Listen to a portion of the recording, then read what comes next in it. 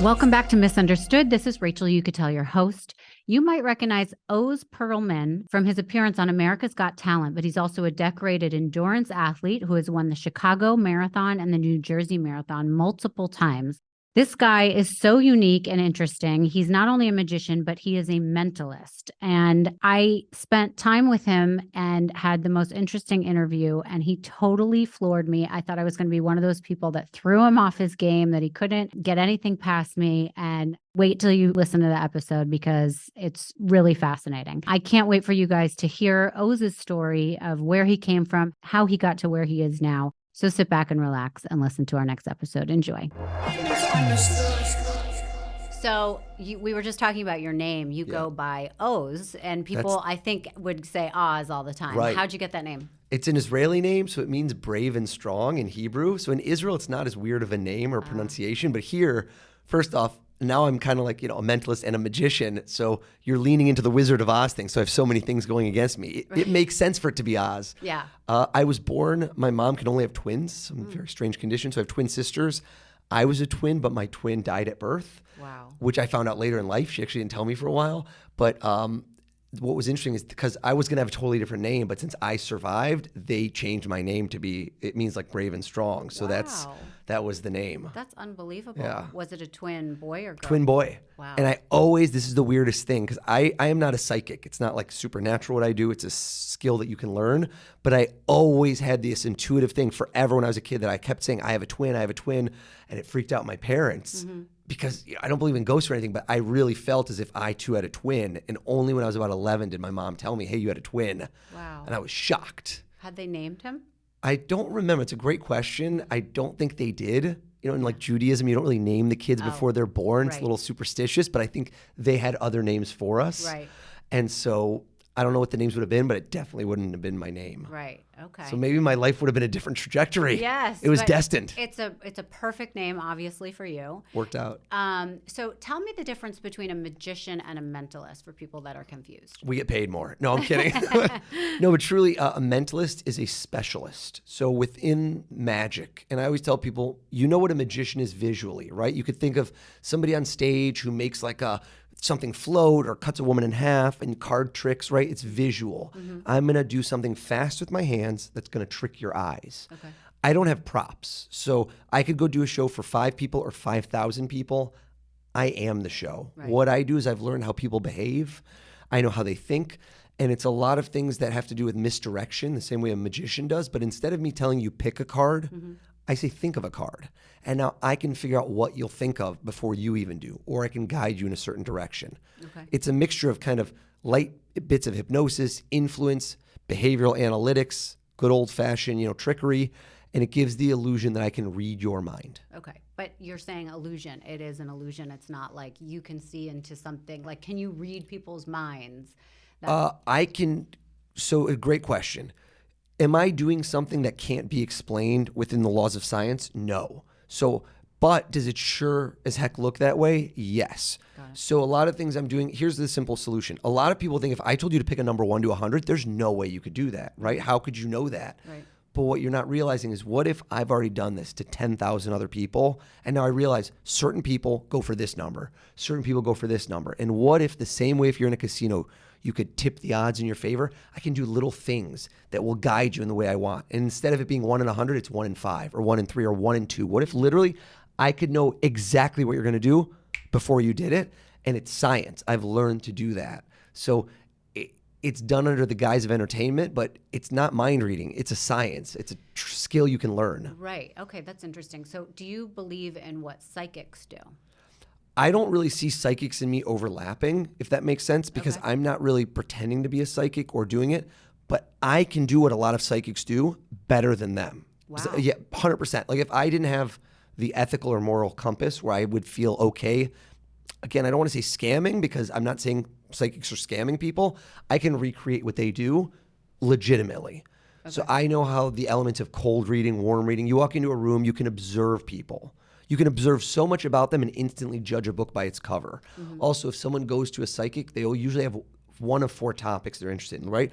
Love, money, my future, some sort of an issue, health problems. And just by feeling those out, you can watch their body language shift and you know you got a hit. Suddenly it's, oh my God, we're talking about health. And you can just feel, is it their mother? Is it their daughter? Is it somebody in their dad's side? And just little feelers, you can get a sense of who it is. And somebody will be like, oh my God, I walked in the psychic. He knew my dad was going through chemo. How could he have known that? Well, because you're in your 40s, they know your parents are older, they see the way you're shifting. There's all these tactics that you could learn, that you could utilize. Does that make sense? Yeah. And so that's why I say I could do it better than them, because quite frankly, I'm better trained than most of them. It's kind of like a Navy SEAL is probably better at playing video games like Call of Duty than a 12-year-old. Do you know, how did you get the training for this? Like, do they have classes? Like, no, University of Michigan. Find it in the syllabus. I started as a magician, and most mentalists are magicians, where you learn magic first. And once you ditch the props, kind of think of it as stand-up comedian. Stand-up comedian's the purest art form, because you stand up in front of a group and you have nothing. You just tell jokes, right? You tell stories, you tell your life, and people laugh, and that's your fuel. So my fuel is laughter, but also amazement. Just wow, memorable moments. So I started getting rid of the props when I did magic. I'd go, and instead of like a card trick, great parallel, instead of picking a card, before someone even picked the card, I'd be like, this guy's gonna pick a 7 of diamonds. He'd pick it. I'd be like, how is that happening? How am I getting that? Because I'm learning little things about this person. I'm trusting my intuition. And you start to do quick, impulsive, like body language reads. You figure out what people are going to do. And then you learn books to get better at it and better at it. And it took a while to just stop doing magic, because it's a crutch. You know, magic tricks work every time. If you practice them enough, they're going to work. Mentalism doesn't work every time. I've screwed up countless times. I screw up less and less now because I do this for a living and I've gotten better. But if it worked every time, it'd be boring. It would be boring. It's fun to watch because you don't know what's going to happen. Right. So tell me about your background for a minute. How did you get started in this? How old were you when you started magic? I was 13. I had my bar mitzvah. I had never really done, we didn't have a big party. I lived in Michigan at the time. My folks had gotten divorced recently. It was kind of like a really tumultuous, bad time in my life. And I think looking back, like a little psychoanalytic, I saw a magician. I went on a cruise ship instead of a party for my bar mitzvah, and I saw this magician. I was blown away, and this filled this void. Instead of dealing with all this trauma and stuff going on, I just became obsessed with magic. And so I started buying books, videos. My parents are Israeli. I was born in Israel, so they're very, you want to buy more of these? Go work. It was very much a pull it yourself up by your bootstraps. So I got a job when I was 14 doing this. I'd been doing this for less than a year. I started doing kids' birthday parties, got little business cards printed at Kinko's, and I just started doing this as my hustle. This was my business since I was 14. Wow. So I would assume that magic is hard to learn at that age. Like, how are you actually learning tricks that people haven't seen or that adults can't call you out on and be like, I know what you're doing? So I think you learn at a certain point. It was great for me as a stepping stone, which is you think, how do you learn this stuff? You know what? You can learn anything. I think it's an excuse when people think they can't learn stuff. And this is going back 30 years ago for me, where there was no internet. There was like dial-up AOL. Sure. I went to the library. I checked out every book. I went to Borders. I bought every book. Right now, you can go on YouTube and learn anything in the world. So I think you find mentors. I found out there was a magic store a half-hour drive from me. So I would, just drive my mom to the point of insanity. Take me to the magic store. I was 14. I couldn't drive. And I'd found when I got there, I met, older people that were mentors that like, hey, can you give me a ride? And start learning from other people. Find a way to ingratiate yourself to them. If you don't have money, you can't buy them something, pay them compliments. Find something you can give them as a gift. Find people that will open doors for you. I learned that at a really young age. And I think I just learned how to network and communicate with others. And that's honestly the biggest skill. And I just kept learning and learning from other people, from books, from videos. I'm all self-taught. I never went to a class or a camp or anything like that. Do you have like a hero or somebody you've always followed their path? I've always admired certain people. Like David Blaine, when he came out, was kind of a big time for me because I was a teenager. I was about 16 when his first special dropped, and he changed the game. He's just an icon, a legend. I was on the tail end of David Copperfield. He was still very popular, but I loved his stuff. But I never got drawn into those big illusions because I don't know, it wasn't me. I like close up. I like being close to an audience and feeling that energy versus a lot of his stuff is grandiose. It's a spectacle, which is cool in its own right. And then there's people within my craft who you wouldn't know. They're not famous, but they're kind of visionaries. They're people that you stand on the shoulder of giants who kind of created mentalism. Because it's relatively new. This really started 100 years ago. Wow. Before that, not like a joke, you'd be burned at the stake. Like anybody who could do what I do 200 years ago would seem like a witch. Yeah, right. So, okay, talk to me about then you go to college and you have a corporate job, right? Full on. I moved, I think some of our paths align. I worked at 78th floor of the South Tower of World Trade Center before 9/11. Wow. I had an internship. I went back to school. So it's insane. It was a company called Martin Progressive, and I worked there, which is just bananas. And so I worked on Wall Street. I had internships, and then when I graduated college, I came here I didn't really know what to do, and worked on Wall Street. Worked for Merrill Lynch. And wasn't my calling, but making good money. I have an older sister, 2 older sisters. She's like, get a job on Wall Street, and so I kind of do what I'm told. And so, did you like that, or you still were doing magic and mentalism? I was always doing it on the side. Okay. And it was never with this purpose of I want to do this. When people are like, I have a dream, I want to be an astronaut. I didn't know this was an option. Okay. Literally, it was just a hobby. It was a hobby, but it made money. But I never thought this was something you could actually do. Right. It seemed silly. It seemed like I want to be a pop star. How do you do that? There's no playbook. Yeah. So I was doing this on the side, but I was always doing this as a way to network, but also in life. Right. This was my method of, I don't want to make it sound like lame, but to meet friends, to meet girls, I'd go to a bar with my friends. All of us are getting free drinks that night. Right, of course. You're the life of the party. You have a superpower. How did I get my job? When you go to an interview and your resume says professional magician last 7 years, I guarantee you 1,000% on my life, my kid's life, there is no way that interviewer is not going to ask you, what do you mean you're a professional magician? It's the most interesting thing they've heard all day. Sure. Resume. So now at the end of it, you entice them. You say, at the end of the interview, if we have time, let me show you a thing. Let me show you one trick. The poor person after me, that trick turns into 3 tricks, turns into them hooting, hollering. The next person gets 15 minutes of their interview eaten up. Right. And they're like hitting me on the shoulder, shaking my hand, like, you'll hear from us, because you've just won them over. Right. I've been in countries where I don't speak the language. I've performed in over 40 countries. I don't speak the language.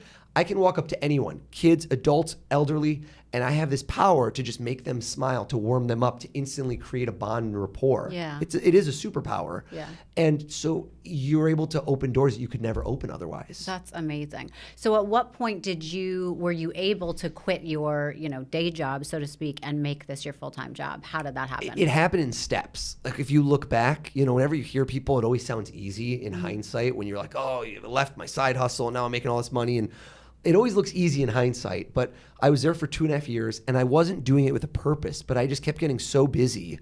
At the time, I worked at a bunch of restaurants on the Upper East Side. Okay. T-Bar, which shout out to T-Bar. Tony and Arthur Bacall if they hear this, great guys. But and a place called Nino's, which was on 72nd and 1st. And I got into these places, Permola, all these places where you had corporate expense accounts. You had kind of all the Real Housewives, all these various people that were in the fabric of the Upper East Side and big corporate decision makers. I learned these restaurants had people that were influential. They would see me, and I'm not really making money, but it's a long-term play. Yeah. The money will come. First, establish that you're great at something and have people know you. And I'm giving out 50, 60 business cards a night, and suddenly it's like pushing a snowball down a mountain, right? Yeah. It gets bigger and bigger, and everyone knows you. I became a very well-known local act.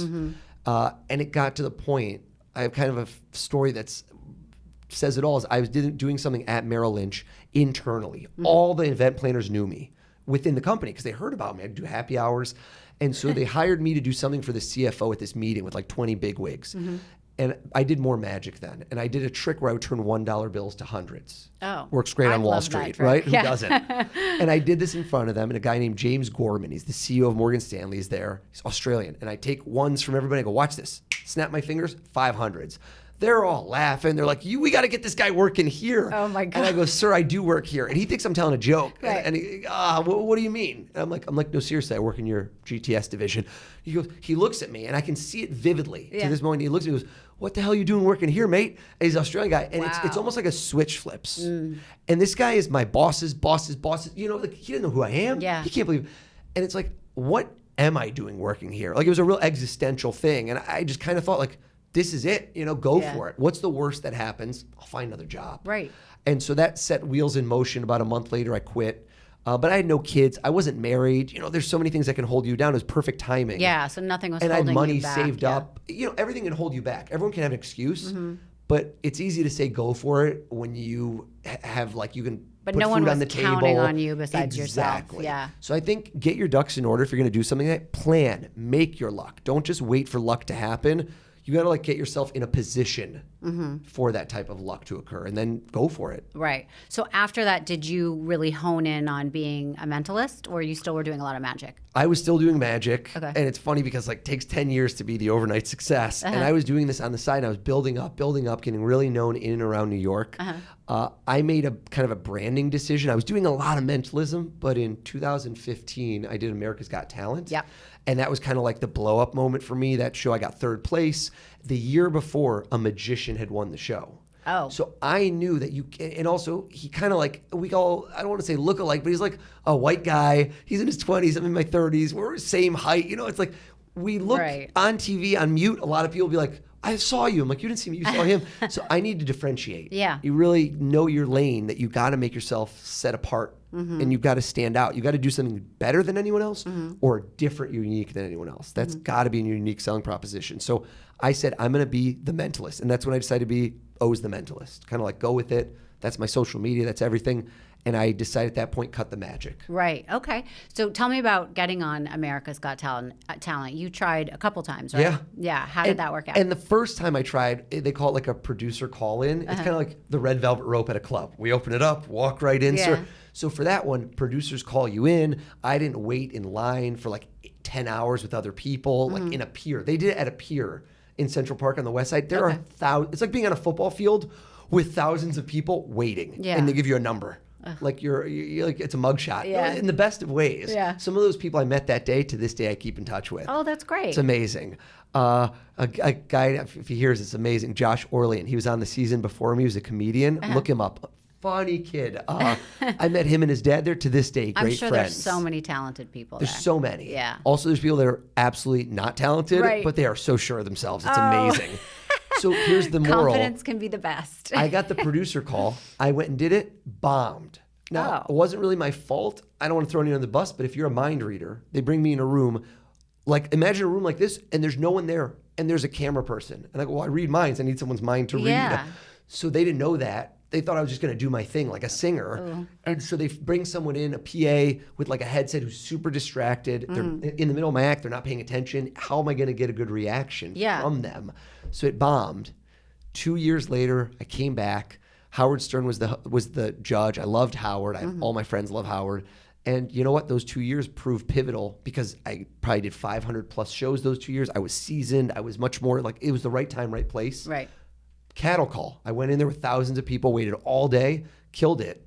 And so that was my time. 1 year, I don't get in. 2 years later, I get in and make 3rd place. And how did you decide what, do you call them tricks? Yeah, sure, tricks, how do whatever. you decide what tricks to do that are most impressive that people haven't seen before? Right. I mean, that's really it. So I did something which worked for me in hindsight. I never planned more than one round ahead. Okay. I was so in the moment. Like, you know, that mindfulness. I would never even think of the next round because what I've seen is that when people start planning ahead like that, you know what happens? They don't even make it through this round. Yeah. You start thinking about what you're going to do after you catch the ball. Like, I'm going to run. You don't even catch the ball. Right. Football, like parallel. But so I just did, for the first 2 rounds, I did things that I knew I could do perfectly. In my sleep, I've done 10,000 times. Literally shake me awake at 3 a.m. I could do this routine. It's my signature. Yeah. Things I created. Then we got to later rounds, nothing like pressure. For a creative burst. Yeah. Like if you told me right now I could be on TV in 6 months, plan for it, I'm going to procrastinate. Talk to me a day before and I'll get if you tell me you're going to be on national TV in 24 hours, I'm going to have the best bursts of my life. I'm going to go for a 3-hour run. I'm going to be in the shower. I'm going to put my phone down in DND. And that's when I need it to be forced. That's when I get my best ideas. Okay. And do you come up with them out of nowhere, or these are ideas that you've heard of and people have done before you? So everything is kind of like packaging. It's kind of like I've never read a book, self-help motivational book that isn't something repackaged from a decade or 100 years ago, but it's how do you put your own spin on it? Okay. So to answer, yes, I create most of my stuff. Okay. The way you think of like a Jimmy Fallon, he has a team of writers that write for him. And a lot of the people you've seen on TV, they have a set of creators for them. There's a rare group that are creator performers. Like I create, kind of like a singer-songwriter, like a Taylor Swift. Most of what you see me do, I've created. Yeah. It's not like something else. I make up the things I do. but I always create from the ending backwards. Okay. So I just like to think, what's the coolest thing I could do? If I went on TV and I'm doing I did stuff for a bunch of football players this year on NFL. Okay. I go, what if I could go up there and what's the ultimate thing that a football coach wants me to do? Forget tricks, forget card tricks, forget all this crap. Yeah. What if I could tell you what the other coach just told his player to do in the play? Oh, that's would be worth cool. $1 billion. Yeah. Literally. You know what they're going to do before they do. So I told the coach, go get your playbook from upstairs and flip through any one of your playbooks, pick any play you want right now. And then I literally told him the play that he thought of, and he's freaking out. So I like to create things that and that's never been done before. I made that up because I just said this will appeal to this audience, to this viewer. Versus if I go on a show that's about cooking, we're going to do something all about your best recipe that you made for somebody in your family that you love, that you haven't seen. Like, I like there to be an emotional hook. Yeah. But how could you really plan on that? And for people that, I've seen some of the stuff you do, you're picking out things that they're thinking of way earlier. Right. And you have a T-shirt on underneath or whatever it is of what they're going to say. Like, how can you make them say that, That's the $1 million question, right? How? But no, there's a bunch of tactics and skills, and it's kind of, think of it, it really is like a chef who knows how to make a recipe 10 different ways. Mm-hmm. So I have so many different ways to get to the answer. Okay. And from your perspective, it looks impossible, and that's what's keeping me in business, right? Be screwed. Chat GPT will take my job. But that's the skill, is knowing how to, I don't like the word manipulate, but that's what it is. Yeah. How do you get someone to do what you want them to do? Even when they're out of their way trying to be unpredictable, how do you still make them predictable? Because most of those people, I would think, are skeptics, right? They're like, he's never going to figure out. I'm the biggest skeptic of all. Yeah. The biggest skeptics turn into mentalists. Yeah. Like, I've had these hedge fund guys that hire me who they're like, I want to know how. But I had one guy who literally decided he's got more money than he needs for 10 lifetimes that I'm going to spend the next year learning how to do this. And I actually came up and gave him lessons, and he was a legitimately interested person. He went past like a passing context of, oh, this is cool. He really wanted to know. Yeah. And it's funny because it's only going to fall into two camps. Once you find out how I do it, you're either going to be supremely disappointed. You're like, this is, or you're going to be absolutely like shell shocked. You're going to be, there's no way that you were on live national TV with 15 million people watching live and you did that. He goes like, that could have gone wrong 20 ways. And I go, that's it. And he goes, that's insane. And it's funny when you hear, because it only is those two. It's never a middle ground. It's either the simplest, most ridiculous solution, or you cannot believe that you would actually have the balls to do that. Pardon my French, because it's so risky. Yeah. It's so risky, but it works. And if you've got to believe in yourself. These skills, like for somebody you're talking about like that, must be really good in business. Yes and no. So it would be great in certain contexts, but it's done in, like, think about a director of a movie, right? You think they're displaying things in a certain way. They get to point the camera where they want. Mm-hmm. Does that make sense? Like, if you're guiding an interview, you get to ask the questions you want. So when I'm doing my show, I get to do things in a certain way. For example, if you thought of a card and I guessed the card, you go, why don't you go in the casino? Because when you're playing poker, I can't say, stop, look at me. Think if it's red, think if it's black. Okay. Now, hearts, diamonds, repeat after me. People aren't going to do all that. There's a rhythm. There's a way that I do it. A doctor can't diagnose you over the phone. They got to look at your body. They got to check things. That's how I am. I need a certain procedure to get to the answer. Mm-hmm. That's why during the Zoom era, during COVID, all of us who did this, we reinvented. We were out of a job. Yeah. We kind of reinvented how to do this over Zoom. It was so much harder because when you're not in the room with somebody, you can't impact them the same way. Right. So I reinvented my show. Or you can't read their body language or something. No, you can't control things. Yeah. Like, you can't forget body language. Like, I can't even see anything but your face. Yeah, right. So it was funny. I reinvented my show over Zoom, and it became kind of wildly successful. It wasn't fulfilling. Yeah. I felt like I was like a webcam girl. I'm like, hey, I want contact. You're like on OnlyFans. Big time. Because it wasn't the same. Like, there's nothing like being in the room with people, and that energy is electric. Right. And when it's muted, everyone's muting. You can't even hear somebody being amazed. I feel like I'm in a room alone. Right. But anyways, I don't know if I missed your question. I was rambling. No. But you kind of, I was you just can asking use it in certain ways. Yeah, if it was like you helpful can get for a statistical negotiation. 100%. Yeah. For me to negotiate certain things, I can tell when people are lying. I can tell when people are uncomfortable. I can tell when people aren't listening. Mm-hmm. So it does give me a technical advantage. But do I think I've gotten like the ultimate lowest offer on a real estate deal that I wanted? Maybe I was within 5%. It definitely gave me some edge. Yeah. Do you ever go to magic shows or like watching David Copperfield or something and you're like, I know how he did it? Pretty much always. Really? Yeah, for David Copperfield, it's a little different because I don't really specialize in illusions. Yeah, right. Stage Okay. illusions are more, there's maybe a set of 20 principles that you can learn them all. And you're always going to hear like smoke and mirrors. Yeah. But literally some of it will be like how to use a mirror. I don't want to give stuff away, but there's a lot of tactics and things, how they're built, how you do it. Yeah. The problem for me with that is when you watch somebody do a trick like the proverbial saw a woman in half, in my mind, I think if I had those props, could I do that trick? It feels like a puzzle. I know that they're doing this somehow. I know they didn't really saw a woman in half, right? Yeah. I'm not silly. So I know that somehow you're doing this and you have a secret that I don't know. I still appreciate the craft, but with mentalism, what I like and what I think a lot of people like, people after my show will say, I don't like magic, but I love what you just did. Yeah. Is it's cerebral and they realize that there's a skill and that it's not supernatural. So they're watching some of it. They'll figure out a little bit. They're like, I know that when you guessed the card, I did something, so you knew it was red, and then you saw me do something with my body that was diamond, but how you got the 6 of diamonds, I don't know. But they love being a part of it. Sure. You like being behind the scenes. It's nothing more fun than getting kind of tipped off to a little bit of how something works. Yeah. Is there someone or a type of person you can't read and you can't work with them?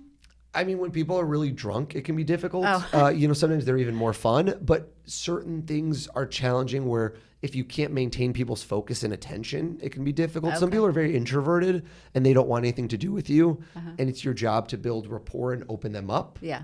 But, maybe they had a bad day. Maybe you don't know what just went on at home. Yeah. I learned early on when I was 14, like a shrimpy little kid, me walks up to you got a babysitter, you're out to dinner, you don't want me bothering you. Yeah. That's the hardest thing to approach people at a restaurant where they don't know who I am. Like I'd walk up to your table and be like, want to be entertained. So I started learning body language then and how to see who's the right person, what's the right time to walk up to them, and how do you diffuse tension. Okay. Right? How do you de-escalate a situation? It's kind of like what a police officer does. You walk in, someone's hot, how do you cool them down? Right. You don't meet their energy at the same thing. That'll just get kind of a pissing competition of who's tougher and who's this. I go into it in a way where I don't want, think of what I'm doing. It's creepy. If you could read my mind right now, that's a super creepy breach of privacy. So you either have to go down the path of this is fun, and at the end of my show, you want to share a drink with me, you want to have a beer with me, I'm that kind of person you like, wow, I want to hear more about you, or you're kind of scared. And there's two paths of mentalists. If you watch other people's shows, you'll see what I mean very quickly. Their character and demeanor is one of mysterious, or you're a little bit on edge. Yeah. I want to be likable. I want to be somebody who you feel comfortable around. Yeah. And so I made a conscious decision with that where I kind of let you in a little bit on how I'm doing it. I show you while I'm doing it how it's done. Great. Not tipping everything. I'll show you a little bit and then I'll up the ante and do something just a little more. You're like, how'd you do that one? I'm like, well, I got to keep some secrets. Is there something you could tell listeners about easy things about how to read body language that might help them in certain situations, like relationships or dates or whatever it is? I mean, I know I have my master's in forensic investigation, and when we were learning that stuff, we had to take a body language course. And it was a small amount of our studies, but, it was the way people fidgeted or looked, or, if they would look to the left or the right, or are there things that people can learn from you right now about it? Totally. So, I mean, there's things that are hard and fast rules, but they don't apply to everyone. So when you tell somebody, if they're pausing, itching their nose and looking to the left, they're lying. You can't do that for everyone because some people they don't have the same body language reads. Right. It's kind of like testing somebody for steroids. You have to first see their blood type and see if, what the level is. The level, because some people have naturally high testosterone. Yeah.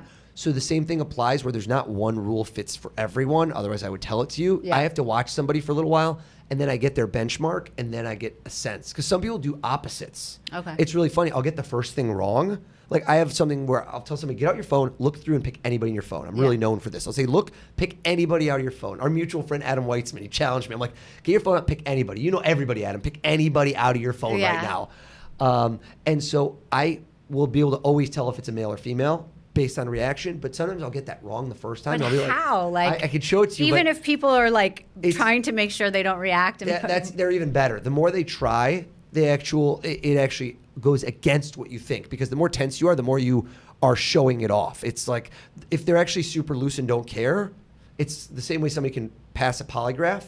People that are almost like sociopaths can pass polygraphs because they believe their own lies. Like pathological liars can tell stories so much that they actually believe something that didn't happen. Okay. And they can pass polygraphs. Yeah. Their body doesn't have tension. that everyone else's does when they lie because they've fooled themselves. You can look it up. It's What do you true. mean by tension? What does it look like? Like Tension is, it's not, no, it's not. It's internal. Okay. So your body, like your breathing shifts, your perspiration shifts, and your blood pressure shifts internally. Like stuff you cannot control. That's how Right. they do a polygraph. Yeah. Right? You can't control it. It's autonomic, right? Okay, got it. It's like the same way right now if somebody burst in here with a gun, your adrenaline system would fire before you even knew what happened. Right. Your fight or flight, like it's thousands, millions of years of DNA and evolution. So the same thing applies where here's the stuff that you can use. Listening. You can tell when people are listening versus waiting for their chance to speak. You can always see it in their eyes, where their eyes open. There's things that people will do where you just said something and now in their brain, they're now thinking of something, which means their brain has turned a switch and they're not really listening to what you're saying anymore. Most people forget your name. I can tell when somebody heard my name if they remembered it, heard it, or didn't, just by looking in their eyes, like instantly. Because if they were thinking of what they were about to say, they're not going to hear your name. Right. One of the best tricks I have, it's not even a trick, is I will remember everyone's name I meet at a party each night. End of the night, I met 100 people, I'll know everybody's name. How do you do that? I don't remember anyone's name. Right, which is you always say, oh my God, I was thinking about a million things. That's the exact problem. Yeah. Your brain is like your phone getting 100 texts. Oh my God, what's my daughter doing later? What am I getting for dinner? You have all these other thoughts that are competing. If you can find a way to quiet your mind for just that 1 second, when you look at them, you have to make your mind a blank. And there's certain moments that are a blank. Like a lot of time right before you go to sleep, if your mind is quiet, or right when you get in the shower, right when you sit on the bathroom, I know it sounds weird, or when you're brushing your teeth, certain people have moments where your brain gets quieted. Take your mind and right when you're about to hear their name, repeat their name. Okay. Don't think of anything else. Be like, oh my God, what's your name? Brandon? How do you spell it? Is it Brandon with an O or an E? Repeat the name. If it's a name that might be misspelled, always ask how it's spelled. That's going to help you remember. Oh, you go Brandon with an O. Got it. Yeah. And now if you say that and you look them in the eye and you're not thinking of anything else, it will imprint. Yeah. It's like taking a snapshot and you will remember it. Minimum short-term memory for the next 30 seconds to 5 minutes. If you repeat it one more time or you pay them a compliment, like be like, oh my God, Rachel, I love this camouflage jacket. You just say it again with some sort of reference point. Right. It will stick in your mind. End of the night, you'll be like, that woman, Elena, I know her. And oh my God, that kid's name is, his dad's name is Tim. You'll shock yourself. You'll do this the first time. And in that night, instead of barely remembering one name, you'll know 6 or 7. And then practice it the next time. Okay, I'm going to do that Try next it. time. Try it. Yeah. Just try to really repeat the name once. If you can pay them a compliment. It's a little awkward if you meet 6 people at once because it's a lot to take in. Yeah. You know, when you get those lines of, oh, I'm John, I'm this. That's tough because you can't really repeat everybody's name. Yeah, then you look like an John with an idiot. H. Bianca, how do you spell it? It looks psycho.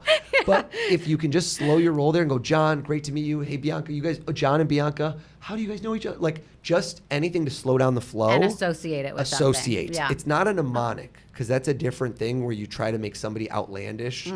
You can create lists in your mind. That's a different skill. This is quite literally listening. But also in negotiations, you're with your boss or you're with your spouse and you're trying to find out, you can tell. People have a sixth sense with their spouse, like, are they mad at me right now? Did I do something wrong? Yeah. You can feel it. And it's an instinct. And it works in a lot of other parts of life, but we don't trust it. A lot of people will be like, I sense this and this about that person. What do you think? I go, you're probably right. Yeah. Like you just are talking yourself out of it. That's interesting. So has anything ever gone wrong when you're in like a public scenario? Like shows? Yeah. I mean, yeah. I try to shoot for things to go wrong very frequently, but not like if things go wrong over and over because I try to do things that are pushing the boundaries. Okay. Kind of like a comedian who tries and tests out new material. Jokes are going to bomb. So the same thing applies where I will try and do things that are on the cusp of beyond my, like, I'll just reach for stuff. And if it hits, it's huge. On TV, it's way worse because on TV, it's amplified by millions. I've had definitely things go wrong. Like I had one on AGT where I just guessed something wrong, but hopefully I'm moving through it quickly and I'm going to an alternate ending. I'm troubleshooting. I always have things planned where if something goes wrong, I pull another card out of the sleeve. Like, you won't even know it goes wrong in certain instances. I'll be sweating bullets, but I'll have something else planned. Oh, so you can make them think that wasn't the end of the trick. Totally. Got it. Okay. All right. But has it ever happened to you that you couldn't get out of a scenario, that you couldn't figure out what they were thinking? Yes. I mean, I've had like a finale kind of bomb, and that's the worst because you don't want to, leaving somebody on a terrible note is the worst feeling. I had a TV appearance. This is kind of way back when I think it was on CBS Morning News, where I was guessing a celebrity somebody was thinking of. And I think straight up, I guessed John Travolta. And she just goes, no. Oh, no. And I'm like, who was it? And I can't remember who she said. It was somebody else. It was pretty close, actually. Yeah. And it was like, she was like Al Pacino. I'm like, you're killing me. Great, Italian actors. It was brutal, but there was no real... You couldn't unwind. If I had another minute, if it wasn't live TV, and they said I would have had one more minute before we go to commercial break, I bet I could have done something cool to kind of pull myself out of it. But you learn from those. You learn from those moments of what should I have done different, right? And how do I plan better next time? So where do you come up with most of these tricks? When I'm running, I run a lot. I run like marathons and ultra marathons. Yeah, I was going to ask kind of you about my that. side passion. And so if I'm out running, like tonight, I'm probably going to go run with some buddies. I know it sounds ridiculous, but 5 or 6 hours. I'm going to go run like 30 or 40 miles tonight. I can't even run to the corner without getting bored and tired. So That's amazing. I'll have great ideas during that. I listen to podcasts or I just zone out. Okay. And in the shower, honestly, certain places where I have no electronics, no screen, I don't have to do it so with kids or wife or family, or just like places where your mind can wander and be quiet. Okay. Daydreaming, like when you were 8 years old and I didn't have a phone or iPad or any of that. Yeah. Just let your mind wander and suddenly just things come to you. Right. So that, and when I have pressured situations, I have a lot of TV stuff coming up. And so I'm just constantly just in my mind, something sets it in motion. Are you working on a new trick right now? Or I'm always working on new are. stuff. I think it's like a comedian, like a Jerry Seinfeld's always writing on a notepad, Yeah. I have raisins. What do I write about raisins? So I had an idea the other day that came to me just, literally I was just talking to a magician friend and I just thought of it. And I just thought of something that would be amazing for NFL. And it came together, and within a minute I started buying a prop or two. Because the key with mine is visuals. I'm constantly revealing information that's impossible for me to know. Yeah. Either I'm influencing you to pick something or telling you something about your life or your past that I couldn't know. Yeah. How do I do that? Like you said, that t-shirt reveal is Yeah. crazy. Or how do you make something on a billboard? Or how do you do it visually, like with fire? You want to do it in a cool way that captures your attention. Right. Okay. So do you practice this on your wife, or? She's so over it. She is? Oh, no. She is. No, I mean, like, still loves me, I'm pretty sure. It's her birthday tomorrow. Happy birthday, honey. But this is not, she is a tough critic in a good way, but she's been through it. I've known her for like 13 years. She's not really, I practice on audiences. Oh, you do? My Okay. practice is my work now. Interesting. If that makes sense. 'Cause, my kids are too young to get it yet. They're on the cusp. Like, I'm still kind of cool to them. Right. I do magic shows, but that's different. Doing a magic show I did one for my 4-year-old and 6-year-olds classes. First graders love me. In like 3 years, I'll be a total loser and nerd to them, but I'm really in this finite zone. Yeah. But that's different. Kids will bust you. Yeah. Also, kids don't know, that age doesn't know what mind reading is. So I do more like big, slapsticky, funny. You pull a bunny out of a hat, they're in heaven. You tell them the name of their best friend, they're like, that's not cool. Yeah. They don't realize what's amazing yet. Yeah. Is there somebody that you've performed for that you thought was like the coolest? So many people. Honestly, that's kind of one of the perks of the job. I've met so many heroes. When I met Steven Spielberg, I got to spend time with him. Like Larry David is on my Mount Rushmore. I got to hang out with him. It's just certain people. I like to be around people that are, it's not always entertainment or, people that are the most famous. I like people that I'm drawn to that are just very insightful, successful. I'm doing an event next week with Warren Buffett. Like, that's somebody I can't wait to meet. Just people that they've just created things and that have broken through in certain ways. Just not always about money or fame, but just I'm drawn to success or people that have pushed boundaries and continue to for years. Richard Branson, I met him. I went to his private island.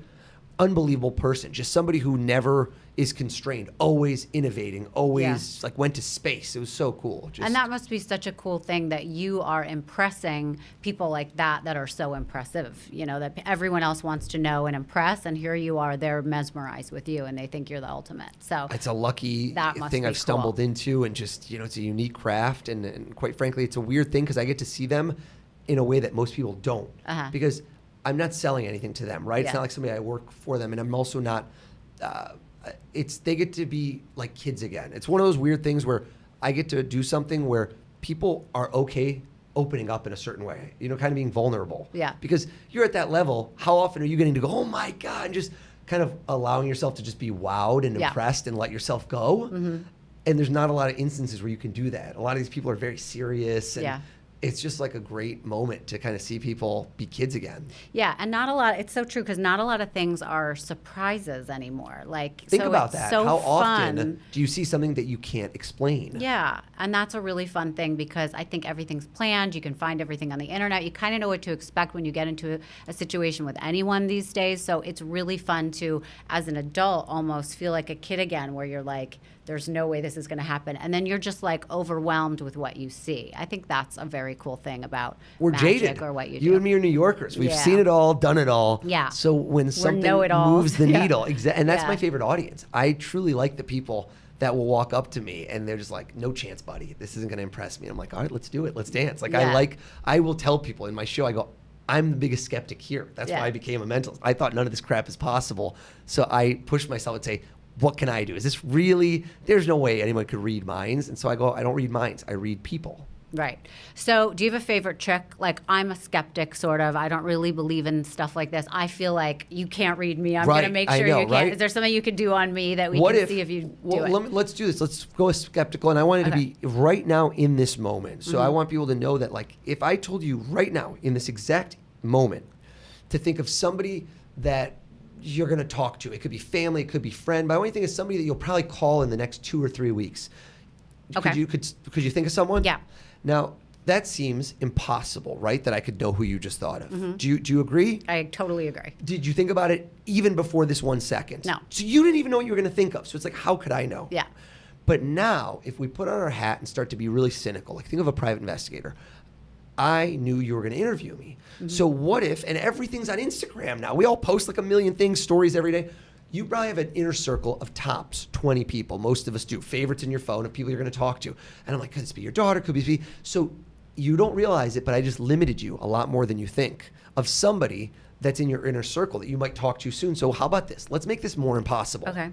I was going to say, I figured that you could, because I'm a skeptic, think you could investigate or look into me. So I just purposely picked somebody that I know I need to call that you wouldn't know that I'm even friends with. I love that. And I might go to that next, but I want to go to something that's going to fool you. Okay. So like before you even walked in this room, somebody you had not thought of in years, somebody you grew up with or somebody that you have no connection with. Am I right that you thought of that you had not thought of in years? And we had never met before I walked in this room, have we? No. Never spoken. And let me ask you a question. You could have thought of a boy or a girl, but somebody that anyone in your family, like like parents, siblings, good friends, would anybody know this person that you thought of or nobody? Nobody. Okay. So watch this. This is how we break it down. And just so I know, this is a boy or a girl? Can I change who I picked originally so that it makes it more accurate for me? Boy. A boy. Okay. So you thought of a girl and switched to a boy. Yeah. Well, how did you know the boy? How did I know him? Yeah, what's the connection? I knew him 20 years ago. Okay. Think of his name. Okay. And see, I like when we go back and forth. Think of the girl's name. Think of the boy's name. Okay. Think of how many letters are in each one. You don't have to count, but just kind of go through it. Okay, yeah. The girl's name was shorter. Is that right? Yeah. I saw you. See, how can I know that? You didn't. She just literally changed her mind in the middle. The way you were counting over here, it took you longer to count on this side. If it's longer, go back to her name. Go to this girl's name. Okay. And I want you to mix up the letters in her first name. Just mix them up. Okay. It's an interesting name. Am I right? It's a weird name. You look like it's a challenge. I want you to just stop. Don't say it, but just grab a letter out of her first name. Just grab a letter out of the middle of her first name and just think of that one letter in your brain. Okay. You rolled your tongue. Watch. The same way when I say your name, Rachel, you thought of an R, didn't you? No. Is there an R in her name? Yes. But you switched. You switched from the R to something else. You know what? I did switch, actually. That's so funny. I knew you thought of the R first because you rolled your tongue. I should see this. How you told me. Does it work with everyone? No, but I can always tell as I'm going what I'm picking up. Okay. Are most people going to be listening to this on a podcast, audio, or are they also going to be seeing it? they will also be seeing it. So I think most people listen to it. Listen to it. So I'm going to tell everyone so you can hear this noise. This is me writing down on a marker, on a pad of paper, what I wrote. I think you have not talked to this person in more than 20 years. Like, you don't even know why she popped in your head. You're like, oh my God, she's got a weird name, but I don't know why I thought of her. Sarma, isn't it? How the fuck did you do that? Just for everyone who can't see, I just wrote that down on the paper and turned it around. Wait, after I'm the like fact. legit. I was thinking in my head, he's never going to get this. I'm going to be embarrassed for him. Right? And I was nervous about how I would like talk you through this. That's incredible. You have not said this. You have not written this down anywhere. You have literally not done anything. You thought of this person for the first time in decades. No, I'm Is like that right? gonna pass out. That's You're gonna pass out. amazing. And wait, the boy you haven't talked to in 20 years, not the same boy. You know what? I think you got like, you were like misgivings because you're like, ugh, I don't want to do him. Did you have a crush on this boy or not related? No.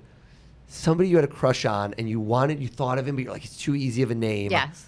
Michael, was that your first crush? That was so weird.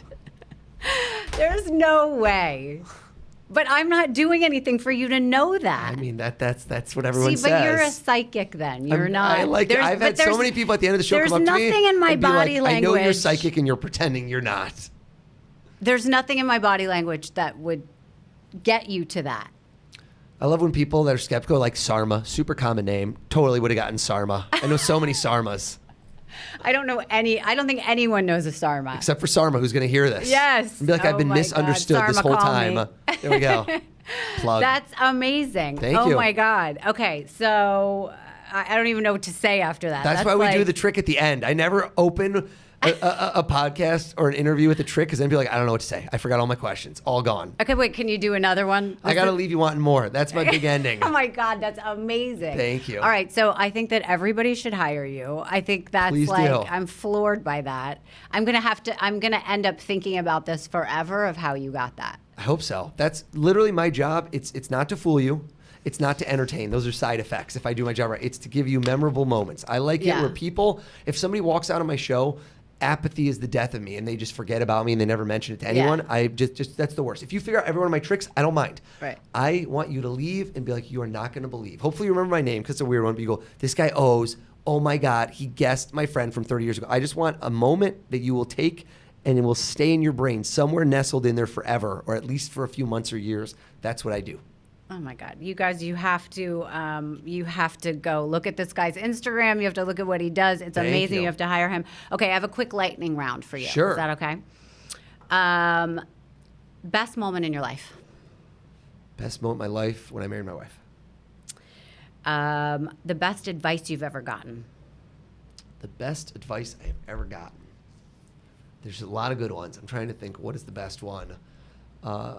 Honestly, I think it's a little cheesy and hokey in mindfulness, but you never know what's going to happen tomorrow. I think a lot of people think they do. I think you really have to find ways to enjoy that moment. Like I can't remember where I read this, but they say take your life and just create little slices of joy. And I just sit there and like when I'm with my kids, with my wife, and when I'm kind of bitching about certain stupid stuff, I just try to stand back and just think, this is amazing. Like, to be alive is such a gift. Yeah. Never forget it. And even when you feel like crap and there's always things to complain about, and my life is very blessed and I know, but just if you're alive, it's a real blessing. Like, remember that. Think about it. Success to you means? Success to me means honestly getting to be my own boss, getting to be with my family, getting to chase my dream. I've been so lucky in life. I mean, having certain things, like obviously money, material possessions, things like that are great because they create a certain, like, I don't know, they give you freedom in life. Mm-hmm. But the biggest blessing is just having my family and getting to do what I love. I think that's been success. Right. Failure to you means? Failure to me is just losing ambition, losing drive. Whether that means for me with running, where I like to race and challenge myself, I have to challenge myself. Whatever that means in life, to be better, to do something different. Failure is kind of giving up and not striving for new things in the future. Someone you would like to perform for or read? Barack Obama. Ooh, that's a good one. Something I haven't done that's on my bucket list is? God, God, my wife's going to kill me if I say this, but one of my good friends right now, this guy's running across America, Forrest Gump style, William Googe. I've been tracking him on Instagram, 3,000 miles. Shout out to William. You guys should donate. He is it's been inspiring. I've known other people that have done it, but I'm watching him every day, posted on Instagram. They have these amazing videos, the Audacious Report. It's making me want to do it, but my wife will divorce me, so I'm not doing it. But God, I'm so jealous. Wow. I love just these crazy running. I ran last year from Montauk to Manhattan. Oh, God. And I broke the record. It was the hottest day of the summer. I'm the fastest crossing of Long Island ever. How long did it take you? Just over 21 hours. Oh. So I started... Sometimes that's not much longer than the traffic. The traffic, exactly, Yeah. especially 27 when it's one lane. So I just like these challenges. I like to do things that I don't know if I'll be able to pull it off. Mm-hmm. If I know I'm going to pull it off, it's not exciting. I want to know. If you ask me if I like to fail, I like to have that feeling of failure as a possibility. Otherwise, it's not exciting. Right. Favorite sports team? Favorite sports team? Oh, my God. If I say something not New York, I'm going to get eaten alive. I'm going to go ahead and say... for World Cup soccer, Argentina, who just won. I was cheering them. I've been cheering them on since I was 6. So yeah, vamos, vamos. It was awesome when Messi won. Okay. Favorite binge-worthy show right now? Succession. Please I don't love spoil that. it for me. I'm I only won't. 4 episodes in. My wife almost spoiled for me the huge thing that happened. I was so mad. So You're yeah. 4 episodes into the first season? No, like current season. Okay. into Current the current season. Yeah. So good. Yeah. Okay. Your mantra or your life quote would be? I say it when I run these ultra marathons, when the good things are happening, when bad things are happening, I go blink and it'll be over. Like every one of those things when I'm suffering, when I ran that thing across Montauk and I was, heat stroked and feeling terrible, blink and it'll be over, both in a good way and a bad way. I think life just flies by. It just keeps getting faster and faster. I like everything you remember just keeps going, right? And the older you get, the quicker it goes because statistically that becomes smaller and smaller of a piece of your life. Once you're 70, every year is less and less. You know what I mean? Yeah, of course. Versus when you're 5, turning 6, that's 16% of your life. It feels really long. Yeah. So yeah, you got to enjoy the ride. For people that are wanting to get into this, what would you suggest they start doing now? So I've suggested this to everyone I've ever met, is knowing a few magic tricks, like the way I told you, when I go anywhere in the world, it will open doors. And most people that are magicians are not professionals. They're people like dentists, teachers. You know how many funeral directors are magicians? I know that sounds so funny. What? Talk about a place where you need to break the ice, pun intended. But most of the organizations where there's something called Society of American Magicians and International Brotherhood of Magicians. Sounds really dorky, but those are professional organizations. Okay. And most of the people are not professionals. They're hobbyists. And imagine you learn 2 or 3 tricks just to know for life. Just imagine you go into a situation and you can do something really amazing. I have something that I've done since I was a kid. Anywhere. I grab a napkin. If I'm at a bar, I can do 20 tricks. But one is I grab a napkin and I rip it into small little pieces. And a 3-year-old likes this. And I rip in their hand. I say, squeeze it tight and say a magic word or something. I snap my fingers or we do something. And when they open their hand, they open the napkin and it's restored itself. And I could teach that to my 6-year-old. And that's something you could do anywhere. And the smiles you will get, the moments you will get, and you need nothing. Learning a few of those tricks just to have, I don't care if they're the best or you're the best at doing them, is such a leg up in life that I've told everyone I've ever met, learn a couple cool tricks. And there's videos, there's a website called penguinmagic.com that I used to do tons of work for and like videos to teach you. But if you're really serious about it, go, just look stuff up. Google teaches you everything. I think I'm going to do that. Learn that sounds one or fun. 2 awesome impromptu. They're called impromptu tricks. They might not be mentalism. Learn a couple magic tricks. And if you really get into it and you feel like, wow, this was so fun and you got that validation and you love those reactions, you can advance, learn something new. Yeah. I'm happy to point you in the right direction. But the joy you bring to people around you, to kids, to adults, to everybody, it's an amazing feeling. Yeah. What is next for you? Next for me is just, like I told you, I'm go big or go home. I just keep trying to increase what I'm doing and amplify it. What I see is for mentalism, when you go up to most people, what's a mentalist, what's a mind reader? They don't know what that is. And I think that's unacceptable. I think that there's a slot to be a household name in this country where if somebody hears that word, a mentalist or a mind reader, I want them to know my name. Right. I want to be the person you think of, and I don't have to knock anyone off to do that, right? I'm not going to be the next David Blaine. I'm not going to be the next David Copfield. I want to be, because they have their slots. They have their niche, yeah. So what I've focused on a lot is just bigger and better, doing things no one's ever seen on bigger and better platforms. So millions and millions of people seeing it. There's a lot coming up with me with sports stars and different athletes. And, I'm working on some TV stuff, and social media is also the biggest amplifier nowadays. Yeah, amazing. Okay, so where could people find you and see some of your stuff if they want to, get more information on you? Most of what I post is Instagram and then YouTube, Facebook, all the normal routes. On Instagram, I'm at Oz the Mentalist. So it looks like Oz, pronounced Oz, but at Oz the Mentalist, I post all my tour dates, all my TV clips. If you jump on there, I just put something on with John Cena, Ludacris, a lot of fun ones on there. Our mutual friend, Adam Weitzman, he was awesome. So yeah, I just constantly like to kind of amaze people. Yeah. And I might be coming to a town near you soon too. So yes, you guys should definitely look at his schedule, check it out, and you should see him in person. It's amazing. Do you read your DMs and your comments? I do. I like to engage with my fans. Write to me.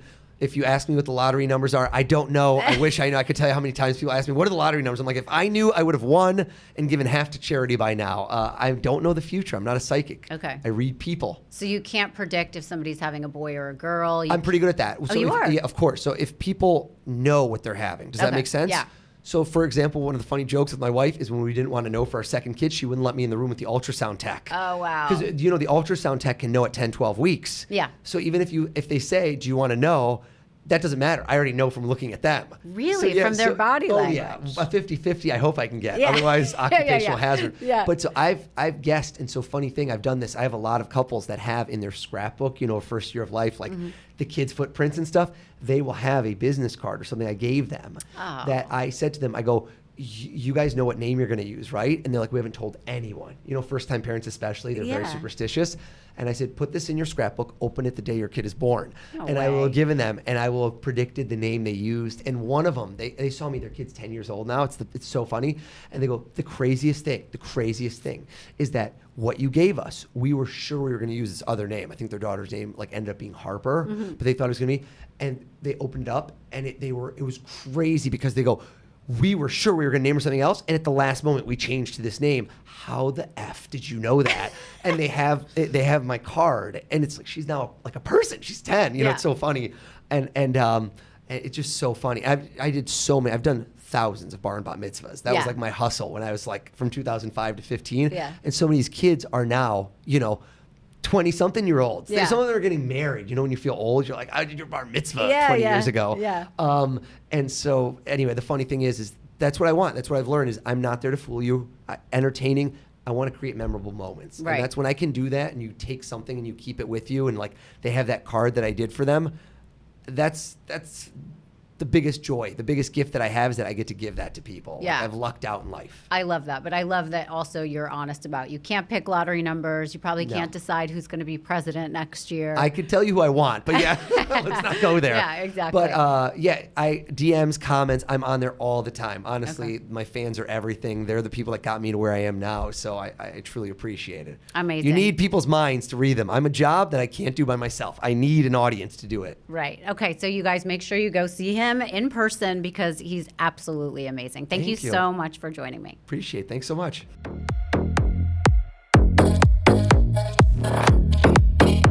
Thank you so much for listening to our podcast, Misunderstood with Rachel Uchitel. Please be sure to subscribe to the show and give us a 5-star rating and review if you like what you hear. You can support the show by joining our Patreon at patreon.com/misunderstood with Rachel Uchitel. Do you have ideas for the show or guests that you want us to reach out to? Please email us at info@misunderstoodpodcast@gmail.com. Thank you so much, and I can't wait to see you next time.